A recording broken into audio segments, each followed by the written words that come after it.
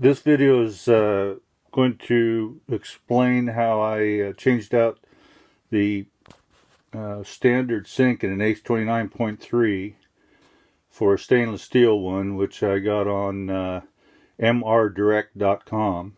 It's if you go on that website, you can search for 2020 stainless steel sink. It's actually listed as a bar sink, and you can get the details on it there. But this is the original sink.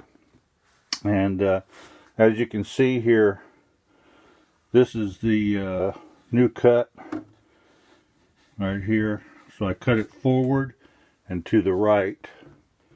There's a slight gap showing right there, and then deeper in the back you can see part of the faucet, original faucet hole here, and then I moved the faucet back to the rear.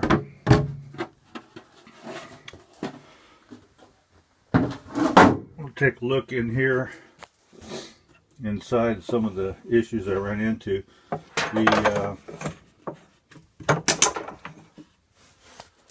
The water heater is very close to where this sink will sit. The new sink is about 2 inches deeper. It's 9 1/4, I believe, and that's just about what you have between the countertop, from the top of the top to this water heater jacket. But if you set the sink all the way forward, it will clear. The other thing I did was I was having trouble with my tree here for bypassing the water heater when I did winterizing. So I removed this section of pipe and another one down below that you can't see, and made it longer, so that shoved the tree this way. Got these two knobs for these two valves exposed past the P-trap. They were right in behind it before. And then there's a third valve down below that was really hard to get to. I had to reach in amongst everything and put my hand down behind this panel and turn it or take off this panel, which wasn't very convenient. If I get down low enough here, you can see where I drilled the hole, and there's the valve right there, so I can reach through this hole and turn it. Makes it a lot more convenient. Because this sink is deeper, and I put a deep strainer on it, which I'll show you in a little bit. The drain was quite a bit lower than the original sink, so I had to lower the P-trap in this arm, and I did that by just cutting this pipe and lowering this fitting down, and then extending the vent back up. Virtually just lowered this this fitting right here down. I think it's I think that's a Santee, I think. Now we'll move up to the actual sink. Here's the new sink sitting in the hole.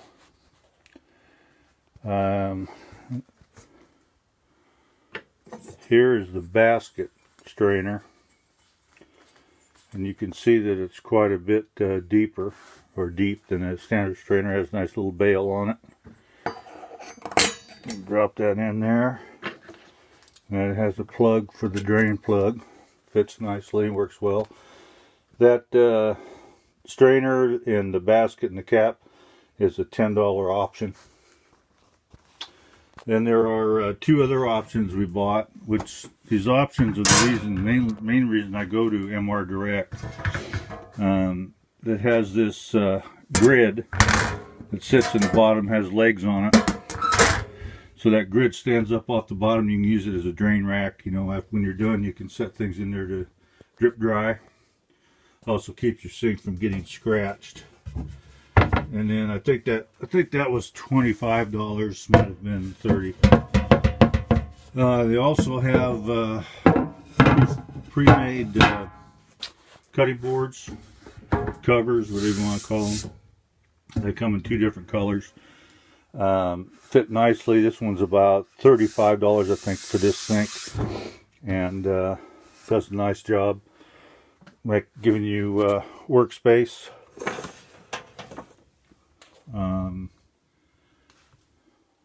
Which is a bit lacking in the coach.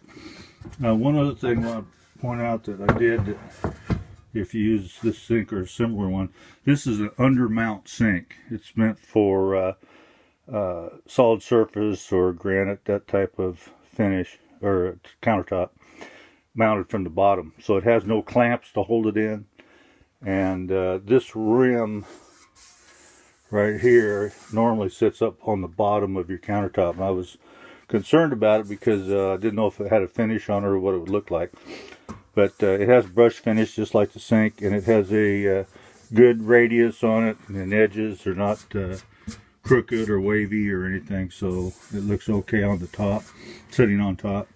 One thing I did do is if you ran your hand over this edge, it is thick. This is another option I did on it was go to the 16 gauge stainless steel option, which is a very heavy sink.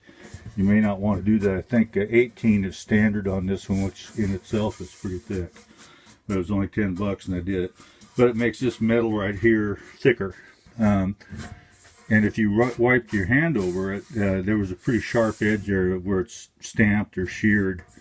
The stainless is cut out with a stamp or shear probably, and it leaves a sharp edge. So I took a file on about a 45-degree angle, just approximate, and lightly filed the top edge only, just this top edge, so that when you feel it, it doesn't feel sharp.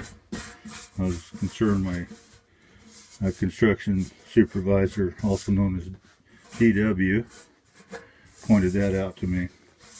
But anyway, that's the finished sink, and we like it because of the options you have, and it didn't take any more counter space. Sits the same point here as the other one did, and it's nice and deep, 9 1/4 inches deep.